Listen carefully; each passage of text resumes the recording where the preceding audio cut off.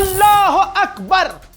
दोस्तों, बहरैन के अंदर जो बहरैन अभी तक कह रहा था कि हम ईरान की मिसाइलें रोक रहे हैं, हम ईरान का ड्रोन रोक रहे हैं, ईरान ने 24 घंटे पहले कहा था कि अब हम अमेजॉन, माइक्रोसॉफ्ट, इन सबको निशाना बनाएंगे, गूगल सबको। सबने ठंडे में लिया। लेकिन कमाल की बात है, रिकॉर्ड है इस जंग में ईरान का कि जो बोला वो किया, और बोल के किया। अमेरिका इजराइल की तरह धोखे से नहीं किया। बहरैन के अंदर अमेज़न का जो क्लाउड सर्विस है, क्लाउड ऑफिस है, वहां पर ईरान ने हमला किया। प्रूफ आपके सामने।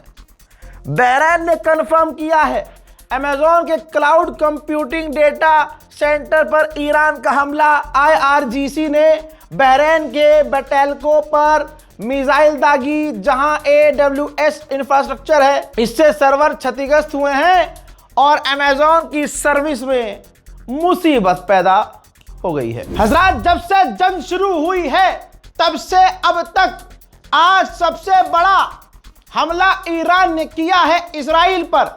और बड़े की बात नहीं है, लार्ज नंबर, सबसे ज्यादा मिसाइलें आज ईरान ने दागी है। मेरे शेरों सुनो, ऐ मुसलमानों, शेयर कीजिए इस वीडियो को। सबसे बड़ा हमला, यानी मिसाइलों का, अगर रोज वो सिर्फ 50 मिसाइल दाग रहा था तो कम से कम आज कई गुना ज्यादा दागी है। रिपोर्ट ये रही, ईरान ने लार्ज नंबर में मिसाइलें इजराइल पर दागी हैं अब तक इस जंग में। इजराइल ने पूरी ताकत लगाई है ये खबर छुपाने में और लोगों के सामने बात ना आए, इसमें सारा दम लगाया है। लेकिन इंशाअल्लाह आपको मैं तस्वीर भी दिखाऊंगा जैसी मेरे पास आएगी, तो आप समझ सकते हैं जहां नेतन्याहू, जहां डोनाल्ड ट्रंप ने पिछले 30 दिन में यही साबित किया कि ईरान की मिसाइलें खत्म हो गई हैं।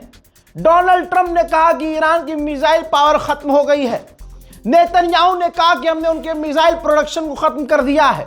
वहीं ईरान ने सबसे बड़ा हमला करके दिखा दिया है कि बेटा आओ पेशाब पियो, तुम्हारी बात, तुम्हारी जात, तुम्हारी कोई औकात नहीं है। अब दोस्तों, जो ये लार्ज नंबर पर हमला किया है ईरान ने इजराइल पर, जो तबाही मची है, फादरलैंड की जो फाड़ दी गई है, आहा।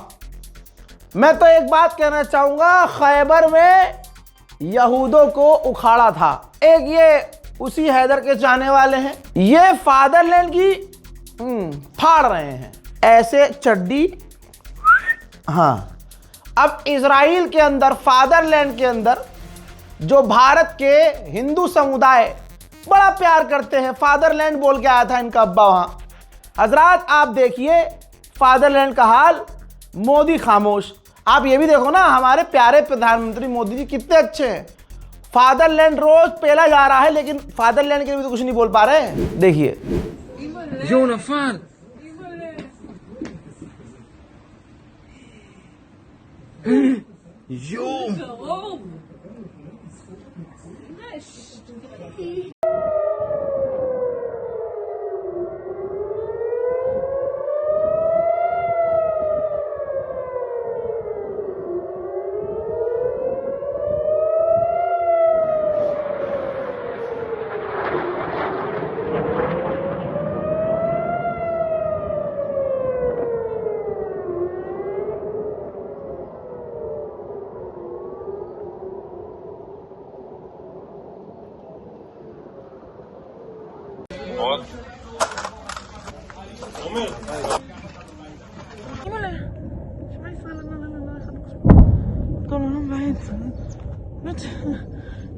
אמא, פחות משחק, פחות חשוב.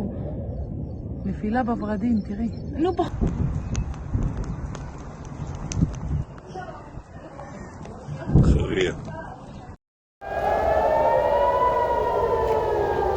תראה מה קורה פה.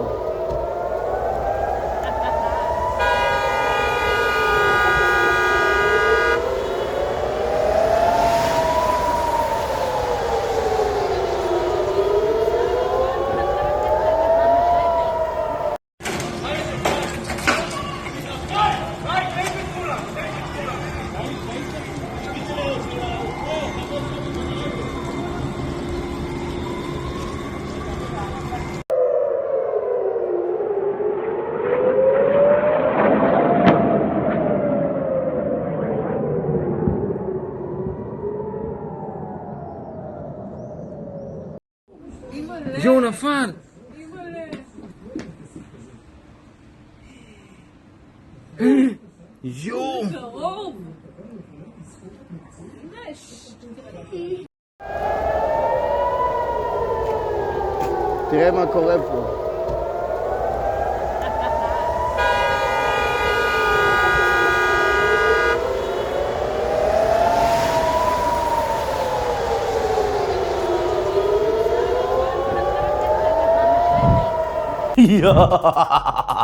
मेरे दोस्तों, आपको बता दूं, ज़ेलेंस्की बीच में बोला, यह कंजर बीच में उछल रहा है, जबकि इसका टॉप का कमांडर मारा गया यूएई में, गया था ईरान के ड्रोन रोकने की सर्विस देने के लिए, ट्रेनिंग देने के लिए। अरब के फौजियों को समझा रहा था, है इधर आओ, इस ड्रोन को ऐसे रोकते, इसको ऐसे लॉन्च करते हैं।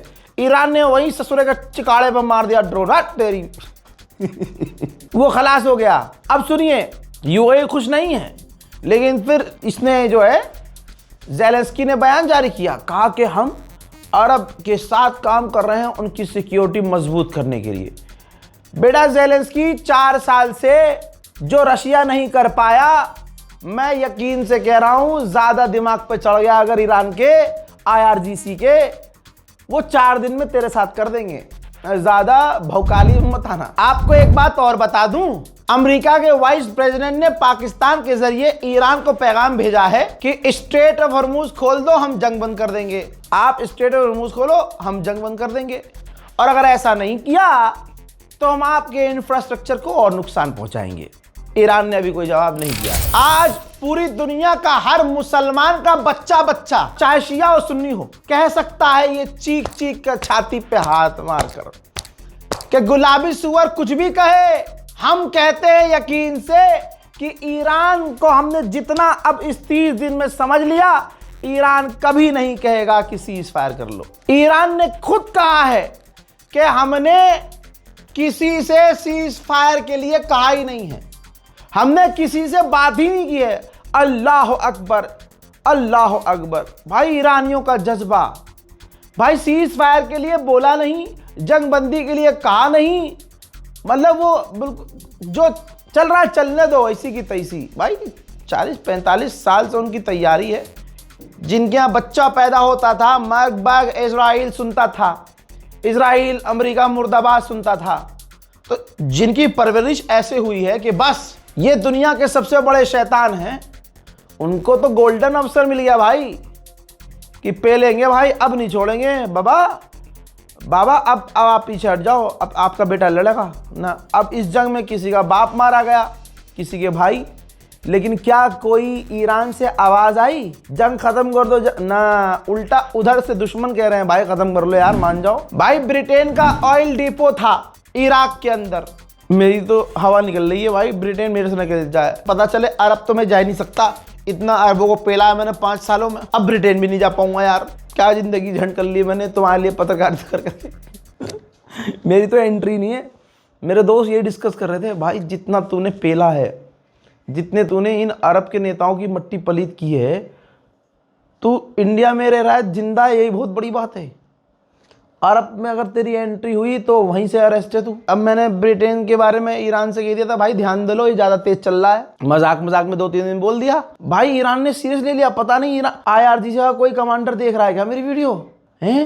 अबे भैया पता है क्या हुआ है, ब्रिटेन का एक ऑयल डिपो था इराक के अंदर, वहां हमला हुआ, आग लगी, तबाही मची, ईरान ने ये हमला किया। देखिए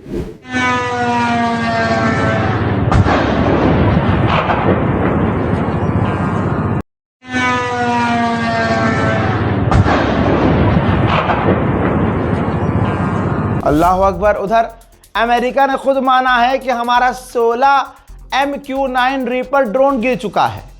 अब आप सोचिए, 16 MQ-9 रीपर मान रहा है अगर झूठा अमेरिका, तो कम से कम मान के चलिए 30 तो गिरे होंगे। मेरे दोस्तों, ईरान ने पहली बार मीडिएशन के लिए नाम लिया है रशिया का, कि अगर रशिया मीडिएशन करवाता है तो मोस्ट वेलकम, क्योंकि देखिए रशिया अच्छे से जानता है कि ईरान क्या है और ईरान भी जानता है कि रशिया क्या है, और दोनों ने एक दूसरे का इस जंग में साथ दिया भी है। ब्रिटेन के प्रधानमंत्री की चड्डी गीली हो गई है।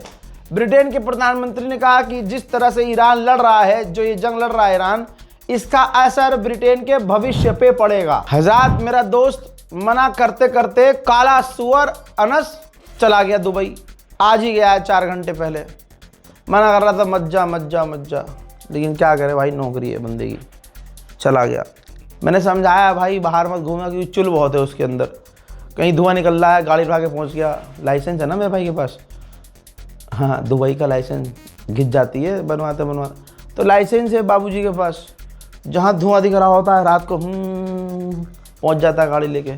बहरहाल समझा तो दिया है कि भाई जिंदा गया है ना, तो हमें तो कफन में वापस नहीं चाहिए। बाकी अल्लाह रहम करे। कहीं ना कहीं मैं तो यही कहूँगा, मैं ये तस्वीर भी काली है कि इसलिए दिखा रहा हूँ IRGC को, भाई इसको छोड़ देना, मेरा भाई है, बातचीत खराब हो जाएगी, इसके साथ कुछ नहीं भाई, हरकत लड़ाई हो जाएगी। बहरहाल दुबई की हालत क्या है देखिए। दुबई की जो इमेज थी वो पूरी ख़त्म हो चुकी है। जो इमेज थी, ये अमरीकी अखबार कह रहे हैं भाई, रज़ा गराफी नहीं कह रहा है, कि जो उसने इमेज बनाई थी कि सबसे सेफ है, सबसे सिक्योर है, टूरिस्ट सबसे ज़्यादा आते हैं, वो इमेज जो है पूरी तरह से ख़त्म हो चुकी है। सबसे ज़्यादा ईरान ने यही हमले किए हैं, नुकसान सबसे ज़्यादा यहाँ हो रहा है। जो वहाँ के लोग हैं, चाहे टूरिस्ट हैं, चाहे खासकर कि जो वहाँ रहते हैं लोग, नौकरी करने वाले लोग हैं, उनकी जो गिरफ्तारियाँ उसने की है, इससे इमेज इसकी और ख़राब हो गई है। उनको गिरफ्तार सिर्फ इस बिना पे किया है कि भाई ईरान की मिसाइलों ने आकर अमरीकी बेस को पेल दिया, किसी ने वीडियो बना दी, गिरफ्तार। क्योंकि पूरा कंट्रोल UAE चाहता है कि यहाँ 50 मिसाइलें गिरे हम 1 बताएंगे, यहाँ 10 गिरेंगे हम 0 बताएंगे, कोई नहीं गिरी, हमने सारी रोक दी। अब इनके वीडियोस जो वहाँ के लोग बना के शेयर कर देते हैं, उससे पूरी इनकी पोल खुल रही थी, तो इन्होंने लोगों को गिरफ्तार करना शुरू कर दिया, जिससे इनकी इमेज में और असर पड़ा। और दुबई जाने वाले जो लोग हैं, खासकर जो लेबर क्लास और जो छोटी मोटी नौकरी करने वाले, भाई उनमें हिचकिचाहट पैदा हो गई। तो UAE का सारा भरम ईरान ने ख़त्म कर दिया है। हजरात, फिलहाल की इस रिपोर्ट में इतना ही। शेयर कीजिएगा इस रिपोर्ट को। जय हिंद।